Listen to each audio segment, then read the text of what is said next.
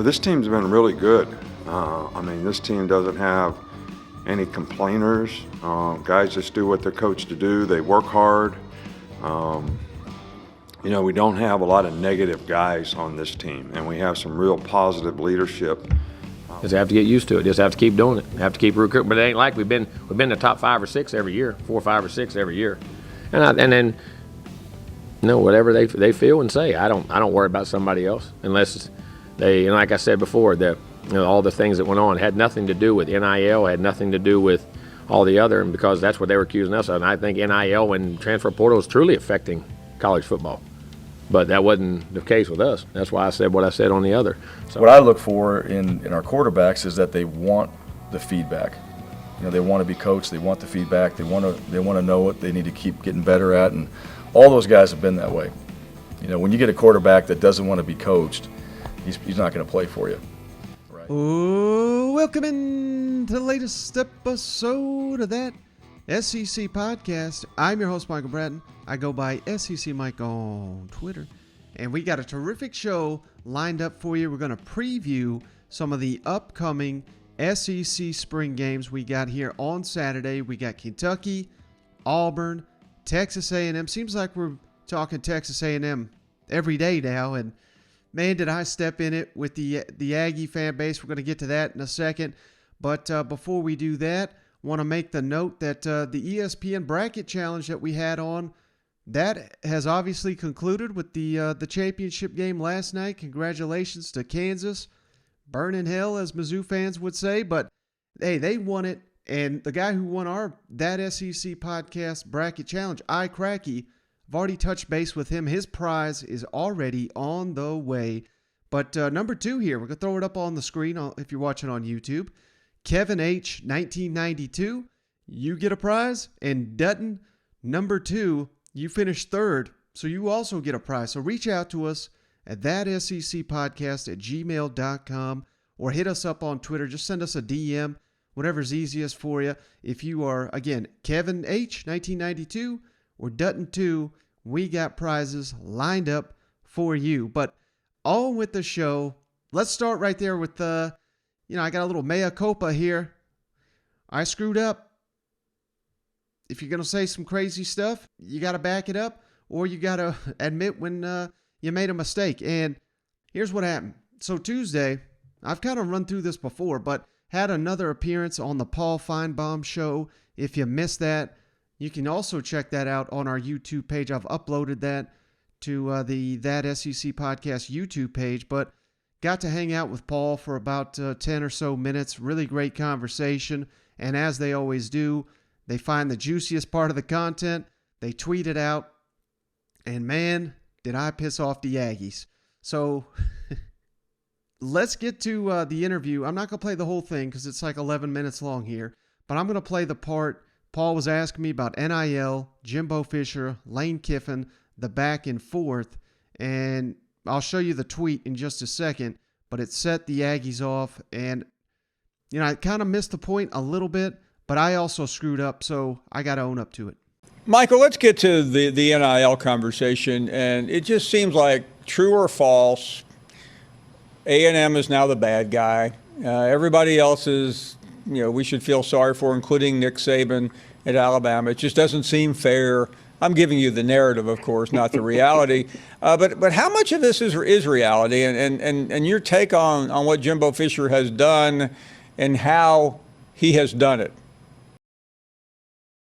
Well, I absolutely love it, Paul, and I love that Kiffin's out here calling Jimbo out because, from my understanding, Kiffin he's been described to me as a lazy high school recruiter. So, of course, he's going to be calling out Texas A&M that, of course, Jimbo had, he was so upset that all these allegations were out there. Jimbo and his staff worked incredibly hard at recruiting, but let's not kid ourselves. The best class in the recruiting era was built on NIL, and now we're seeing other programs take advantage of it, and I'm wondering, because we're already seeing Kirby and Nick Saban, like you said, come out here and kind of, they want regulations. I wonder why. It's because they've been dominating the recruiting landscape. And I wonder if this, we certainly know the passion of Alabama and Georgia fan bases. But do they want a championship more than Texas A&M, which hasn't had one since the 50s? Do they want a championship more than Tennessee, which hasn't won the SEC since 1998, I would fathom to say the answer is no. So I love the fact that NIL may be an opportunity for these teams that have all the pieces in place but just haven't been able to do it. Maybe give them a leg up on an Alabama and a Georgia who otherwise are poised to dominate the SEC for years to come. Hey, basically the point I was trying to make is we can't bury our heads in the sand. NIL is a part of college football, and the teams that are recruiting at an elite level in this era, hell, we're seeing Tennessee, Arkansas, A&M, Texas Longhorns. I mean, NIL is a big piece of the puzzle, and it is a piece of the puzzle certainly at Alabama and Georgia. But, I think this is why Kirby and Saban are out here trying to limit the value of NIL and recruiting and all this, because it endangers them. Whereas places like Texas A&M, places like Tennessee, we're seeing now, the fans are willing to commit to a winner. You're not doing anything wrong. Now, where I stepped in it, I said the class. I'll throw the tweet up here that Finebaum had. They even got my, they tweeted at the wrong account. It's not even mine, but I love that Kiffin's out here calling out Jimbo. Let's not kid ourselves. The best class in the history of recruiting was built on a foundation of NIL. And what I mean by that, again, you just heard the full clip. I'm not saying that, hell, I even called Kiffin a lazy recruiter here in that segment, but that didn't make the cut. It was the foundation of the NIL. I screwed up on it. I get nervous as hell going on this Paul Finebaum show. I should not have said the foundation of it, because that does insinuate that is all NIL based, where Jimbo and his staff, they work their ass off, and it's not just Texas guys they're landing. Since the moment they've got there, they've made Texas A&M a national recruiting brand, and they continue to do that. They continue to beat out SEC powers in the state of Georgia, Tennessee, Arkansas, Florida. They go to California to get guys. They go to Pennsylvania. I mean, they go all across the country for these elite prospects. So should not have said the foundation of that class was based on NIL. But I'm not taking it back saying that NIL is not a factor. And I know the great Billy Lucci, I mean, he's the go-to source for Texas A&M inside information. He retweets my stuff all the time. He really took issue with this tweet. And, I got nothing against Billy. Again, I think he's fantastic. But, I mean, look at his organization, TexAgs. They give $10,000 for these athletes to come on and give a 30-minute interview. And that, again, that's not going to get you a number one recruiting class, but you better believe recruits see that, and they know that if they come to A&M, they're going to get these types of deals. And again, this is all legal, so more power to them. The real issue, in my opinion, is these coaches getting upset with it and calling A&M out. That's something Jimbo, we're going to get to his comments here in just a second. He's still having a comment on it. Anytime they gain a 5-star, the allegations are out there against the Aggies. But, hey, I screwed up a little bit here. NIL is certainly, and from here on out, as long as it's legal, it's going to be a huge part. Every recruiting class that's in the top 10 is going to be built with NIL in it. And that's why when people say, well, where's the proof? You're not showing me any evidence. NIL, they don't release their figures. They don't release what they're getting. And they also don't make it very public. There's no reason to do so. There's no benefit in doing so.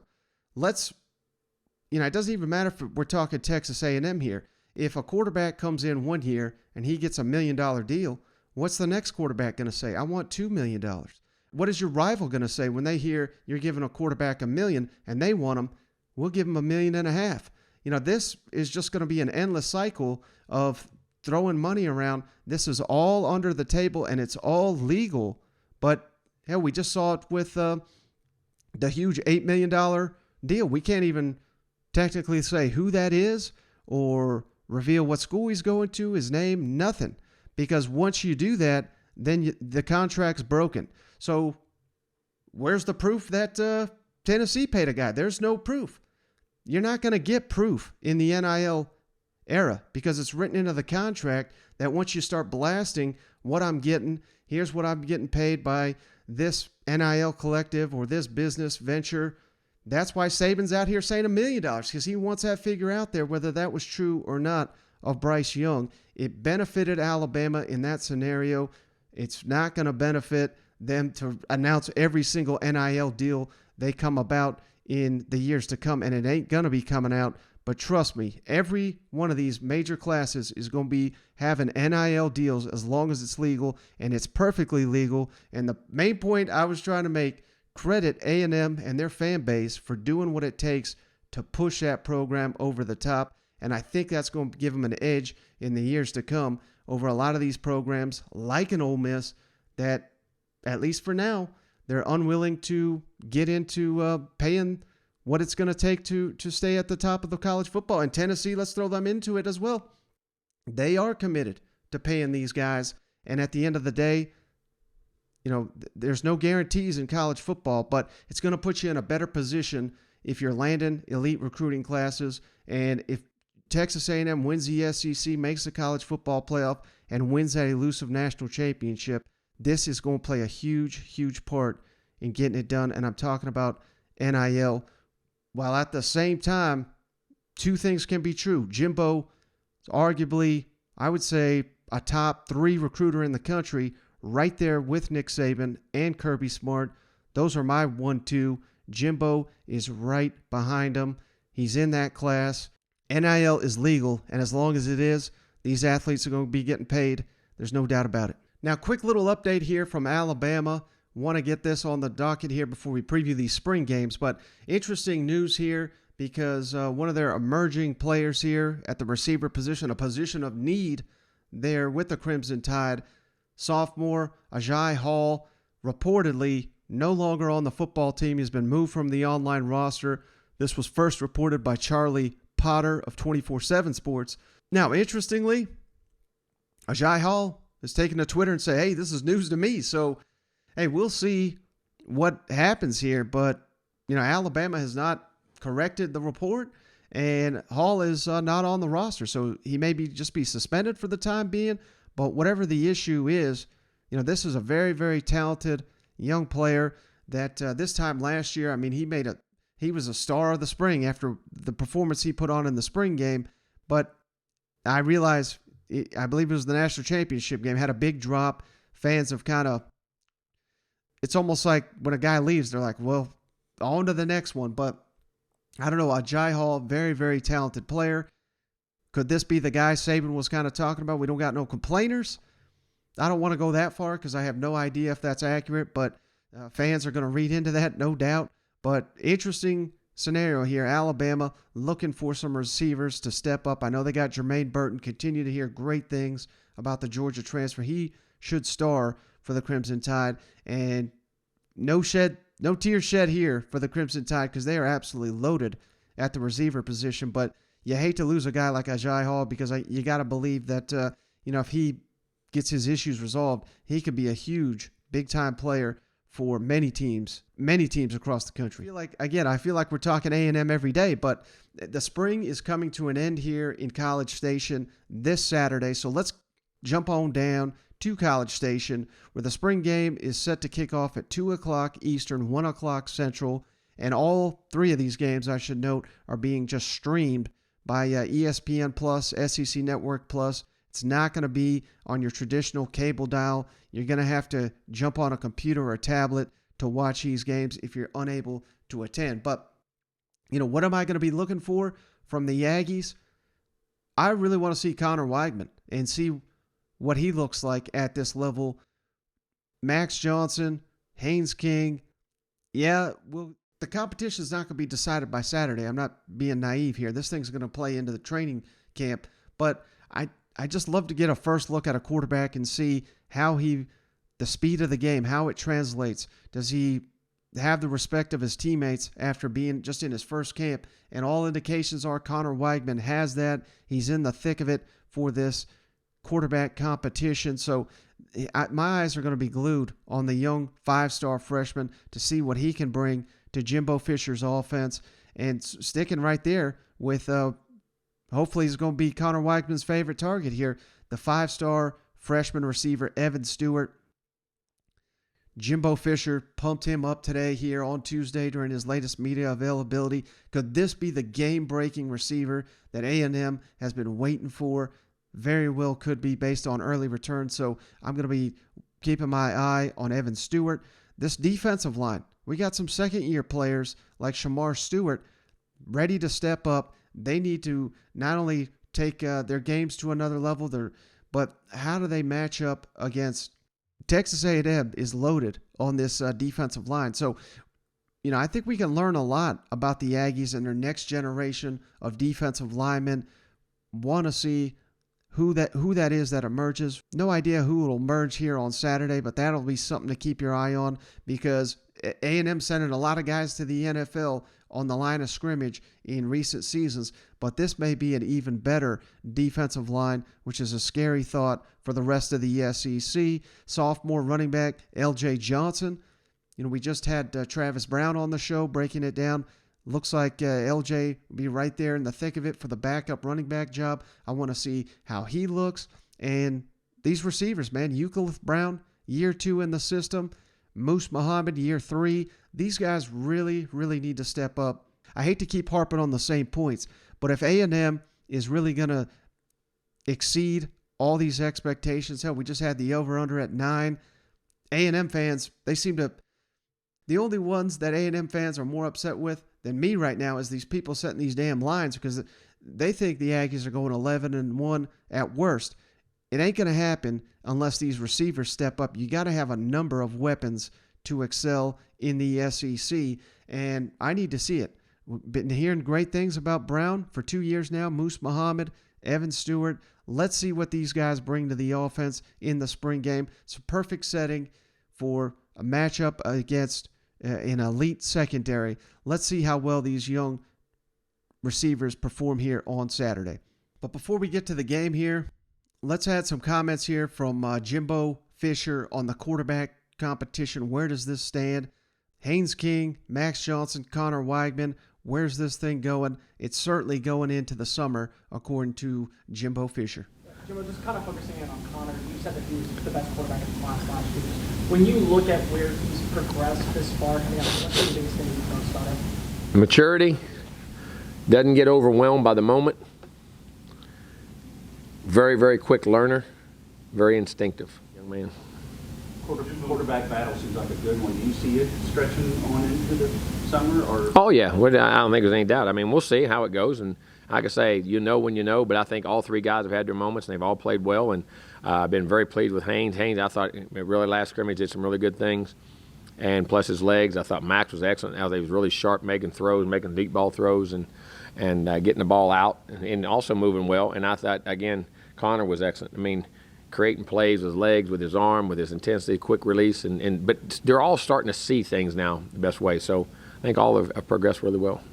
And then last thing from Jimbo, I mean, this hits right at the heart of the show opening there. But why does Texas A&M have this bad rap? They just landed another 5-star out of Georgia, Overton, who's actually born in College Station. I had no idea about that. But Jimbo asked about that, and he had a lot to say. He kind of went down a little bit of a rabbit hole here, talking about A&M's success on the recruiting trail. With its number 1 class. Where do you I'd ask somebody else. From other coaches, from fan bases, and so forth. Oh, I don't know. I guess they haven't done it as much. Just have to get used to it. Just have to keep doing it. Have to keep recruiting. But it ain't like we've been the top 5 or 6 every year, 4, 5, or 6 every year, and then. No, whatever they feel and say. I don't worry about somebody else unless they. Like I said before, all the things that went on had nothing to do with NIL, had nothing to do with all the other, and because that's what they were accusing us of. And I think NIL and transfer portal is truly affecting college football, but that wasn't the case with us. That's why I said what I said on the other. So I don't know. You have to ask them more so than you have to ask me. Well, hopefully we'll keep doing it and making them all mad. Do you tell your guys and your staff to embrace it? I don't worry about it. I don't even think about it. Okay. Who cares? The only reason I said it, the only thing I ever said before was because it was directly pointed at us. Had nothing to do with it. Do I think NIL is an issue out there? Yes. Do I think transfer portal is an issue out there? Yes. And how it goes on and what the regulations, there's no doubt.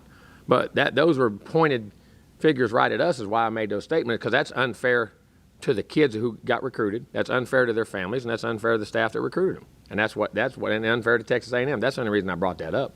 But it still is, like with the addition of Auburn, when it comes all back up again. I don't have social media, so it comes up to you. I don't hear that. I'm not. Off-season topics, Coach. Huh? I said we need off-season. I got one thing. I don't have my phone. I got one news app that'll have, like for world news. That I board. I hit that. I can hit that and say, okay, there's something like what was going on in the world. Other than that, I don't. So it's up again. It's a bad thing or a good thing. Well, here's the other thing. We've been in the middle of it. The young man was born here. The guy was born in College Station. Grew up watching games, going to this. He was a huge Florida State fan. He came to my camp when he was 10, 11 years old, 12 years old. People didn't know that. I mean, and was in the high school camp. I mean, back then. So, I mean, I've known his dad. I mean, family worked here. His dad was an AD at A&M, Florida A&M, or assistant AD or AD at Florida A&M. Brought him to camp and known the family forever and ever and ever. So, and we're doing real good. So. See, those are the stories we need to back up. Yeah, so whatever. Man, it kind of feels like Jimbo was talking directly to me with that comment. But all right, moving on with the show. Let's jump on down to the Plains, where the Auburn Tigers, they also will be holding their spring game here on Saturday, 2 o'clock Eastern, 1 o'clock Central, streaming on ESPN SEC Network. And there's a lot of questions with the Auburn Tigers, obviously. I mean, low expectations after the way the season ended, all the drama, of course. We don't have to rehash all that. But, let's find out how these players have responded their first training camp with both coordinators changing over, with their head coach nearly getting shown the door, and all of a sudden a wild card at quarterback emerges, because all I'm hearing, Zach Calzada's, he's been very limited, so he's barely been playing. Yet, TJ Finley is the experienced guy, but one guy that continue to hear great things about, Robbie Ashford, the Oregon transfer quarterback. This is going to be a great opportunity for Ashford to show what he can do. A very mobile athlete there, under center for the Auburn Tigers. Maybe, this is a guy we've got no film on based on his time at Oregon, so maybe he flashes. But really, the receivers, I have no idea who's going to be stepping up here for the Auburn Tigers, given all the defections they had at the receiver position. The guys moving on to the NFL or guys that just entered the transfer portal this spring. And you see these clips people put out. Someone put out a clip of Zach Calzada throwing passes in practice, and they were all drops or bad throws. It was like a calamity of no idea why this video was put out. But that has got to change, obviously, in a hurry. So who steps up at the receiver position? And I really want to see what Auburn has behind Tank at running back, because Jarquez Hunter, of course, is out. If you missed the news, he has had a minor procedure, out for the spring. We know what we're getting in that beast right there. So we've got two great running backs in Tank and Jarquez, but what do we got behind them? I'll be having my eye on that, because I wouldn't imagine Tank Bigsby is going to get a ton of run. And hearing a lot of good things about the sophomore edge player, Dylan Brooks. Can he be the next great Auburn defensive lineman with the transition on the offensive line there on the Plains? Let's see if Brooks has a big spring game. That would be pretty exciting. And then last but not least, this is a hard thing to measure in a spring game, but I really want to see how this fan base comes out and supports this team, supports this coach. You're seeing a lot of energy, a lot of buzz within that fan base. It's one of those things where it's us against the world mentality. Does that extend to the spring game, where a lot of fans, if there's no buzz, they don't show up for the spring game? And I'm not going to be judging Auburn fans one way or another, because we know that's one of the more hostile environments in the SEC come the fall. But how's it going to look on Saturday? I'm just very interested to get a little insight into the pulse of this Auburn Tiger fan base, with so many outside the program expecting Auburn to have a disappointing season. I want to see if that has bled over to the fan base, or if they have truly rallied behind Coach Harsin. And speaking of Coach Harsin, man, went on a deep dive here on the quarterback competition, on TJ Finley's growth this offseason, and last but not least, this Robbie Ashford kid that everybody is talking up down there on the Plains. Could he be sneaky target here to potentially start for the Auburn Tigers? I don't know. Saturday will give us a good indication, perhaps. It's not balanced as much as it was early on. Some guys are getting more reps, but it's also a little bit by practice. Kind of look at what a guy got the previous practice, try to get some of those other guys, maybe a few more in the next one to even it out. But TJ's gotten quite a few reps, has gotten the most. Robbie Ashford has been getting more reps as we've gone. Holden is still getting reps in there too. And what I know for true freshmen coming in the spring, right? Spring ball can be a lot. After a while, there's quite a bit of offense that you're learning, and so I know he's working on detailing that stuff up. But it's just going to take time. Once spring ball is over, the best part for a guy like Holden, he's getting the reps right now. He's getting a chance to experience it. He's going through it. The time in the summer is going to be huge for him because he'll know what we're doing. He'll know how to operate it better. And then come fall camp, that's what I've seen from quarterbacks when they come in early. Young quarterbacks, it's just how much progress they make when you get into fall camp. And then Zach, he would be getting more reps. He's limited because we're not putting him out there in some of the team reps just because of his shoulder. He's getting 7-on-7. He's getting as many controlled reps as we possibly can give him so he doesn't get hit. Re-injure that shoulder. So I know he wants to be out there. He's dying just to stand back there and watch. He's in the yellow jersey and it's killing him. He wants to go out there and play, and I know he can. I mean, I've said that. I told you guys that he can throw the ball well. He's learning. He's been in the film room, really trying to pick it up. So summer's going to be big for him. Fall camp, and that's going to be determined when he can get out there and get those reps that guys are getting right now. But all four of those guys have done some really good things. But right now, I mean, I think TJ's played in the offense. I think he's leading well. I think he's got a good feel for what we're trying to do. And with just some of the things that we want to accomplish this spring, that operation piece is really critical. With TJ, is there anything, and you got to see him start the last few games, is there anything for you that you've tried to sort of focus on with him specifically, whether it's mechanics or vision or anything throughout spring, with it being those only reps within actual football? Yeah, all those things. And that would be, and it's not just TJ, I think that's with every quarterback I've ever coached. Consistency, like we talked about, but footwork fundamentals, accuracy, so that all ties into that. I think how you operate, right? So just running the offense, just the operation of it from the sideline to the field, right? You want to run from the sideline onto the field. There's a way to operate when you're in no huddle, all the different situations that come up, 2-minute, red zone, short yardage. So like every situation, there's a chance to coach something up. And, TJ is still a young player developing. So all of our quarterbacks, they're all developing. And, I haven't really coached a guy that wasn't, so to me, you're working on a lot of different things.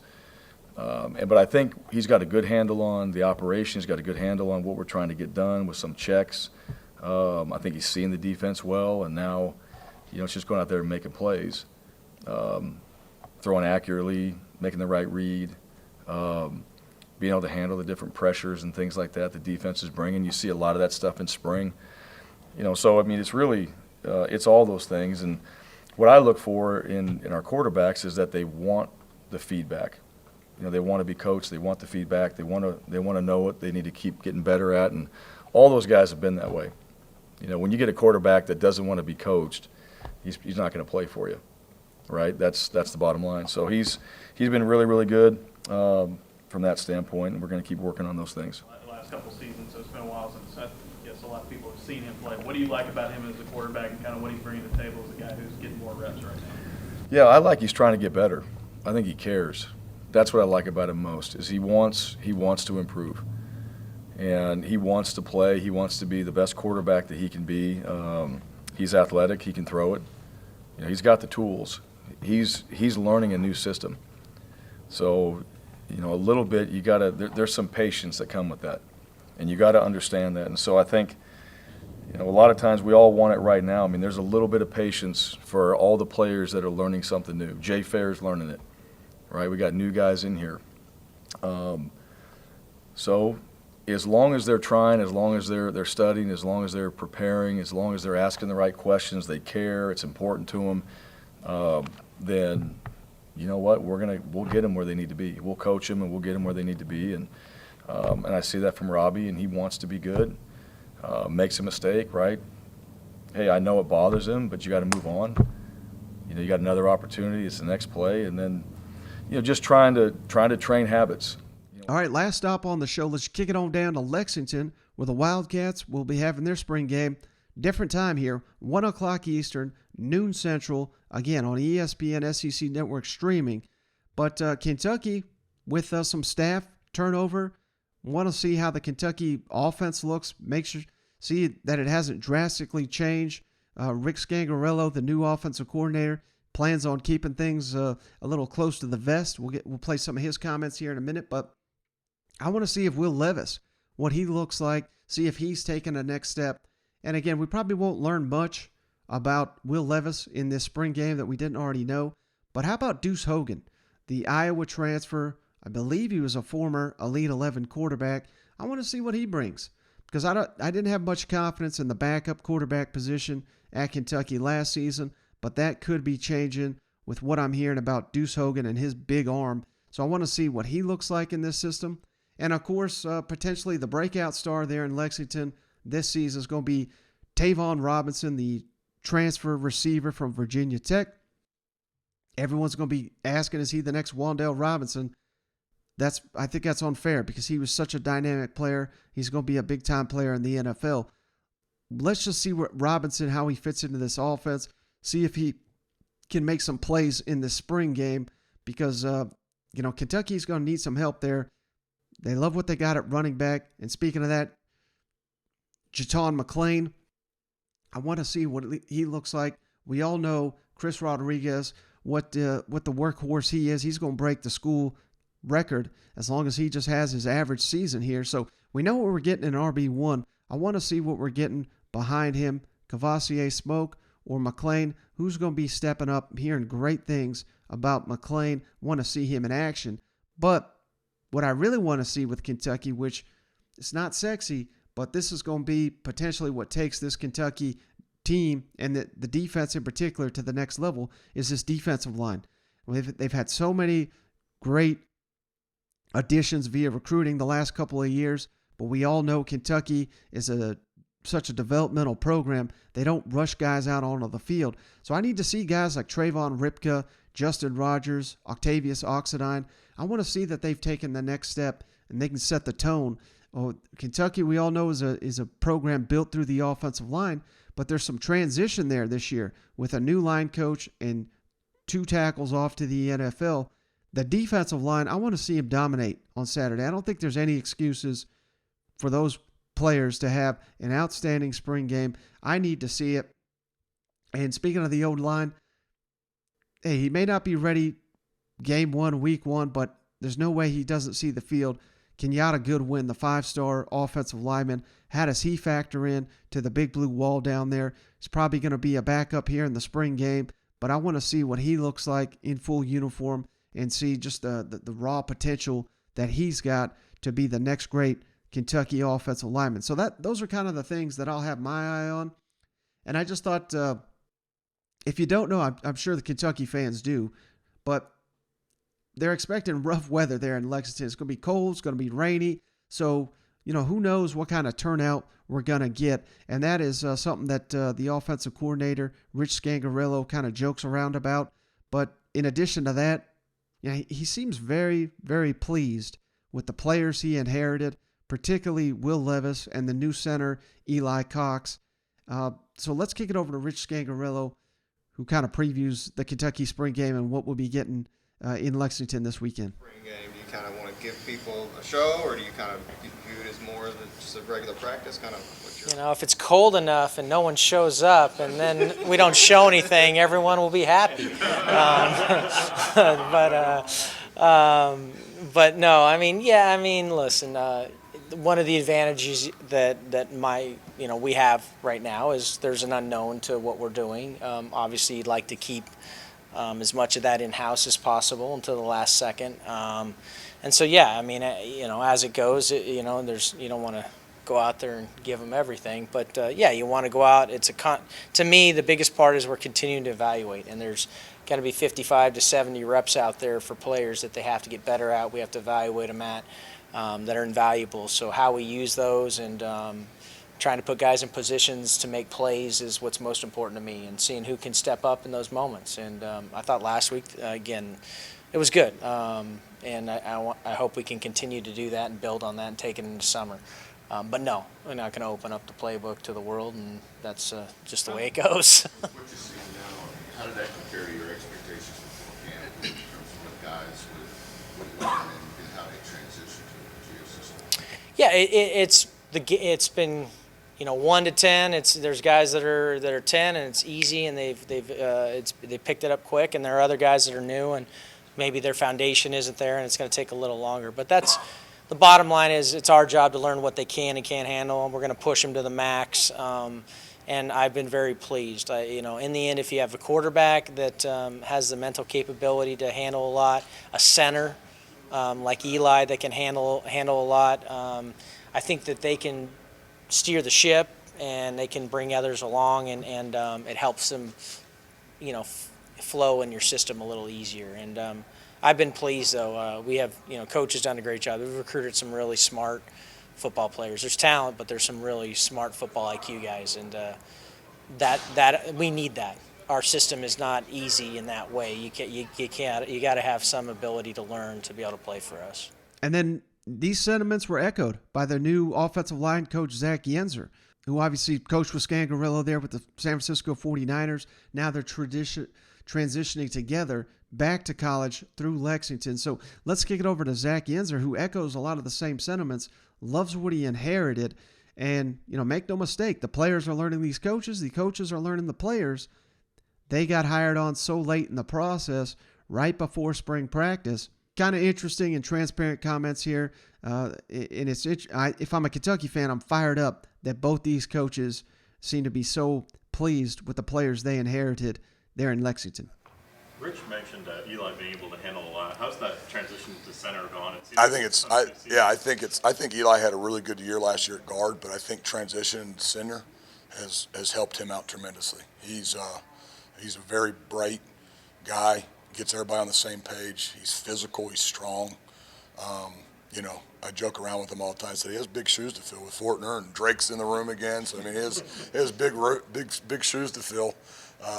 Playing center here, so he's up to the challenge. I think he's done a phenomenal job, and I think he's going to continue to get a lot better. And I think he is what makes the O-line run. I mean, right now it's just he's getting the guys on the same page. We go as he goes. He's making all the mic points and the protection calls and all that stuff. So he's doing a really good job, guys, in our room, in the O-line room, and it's a tribute to the culture that Coach Stoops has put together. It's a tribute to Coach Schlarman's recruiting before I got. I mean, it's all of it, and it's an awesome group. I'm enjoying it. I think they're having fun. They're having fun. They're loose, but when it's time to get down and to play football, they've done a really good job with it, and that's kind of our mentality, man. We're gonna have fun. It's too hard not to have fun. If they don't enjoy coming to this building right here, then I don't think they can be good football players. They have to enjoy to come over here, enjoy being around us, enjoy watching film and the things that it takes to, in the classroom or in the meeting room to be a good football player. They have to enjoy doing that, and I think they are. All right, so that's going to do it on this episode of the show. Still waiting for those SEC East over-under win totals to be released. I was told Tuesday. They're not out as of this recording on Tuesday evening, but as soon as they are, Cousin Shane and I will be breaking those down on the latest episode. So that's something to be looking forward to before the weekend arrives. But again, that's going to do it. I appreciate each and every one of you for hanging out. We'll catch you on the next one.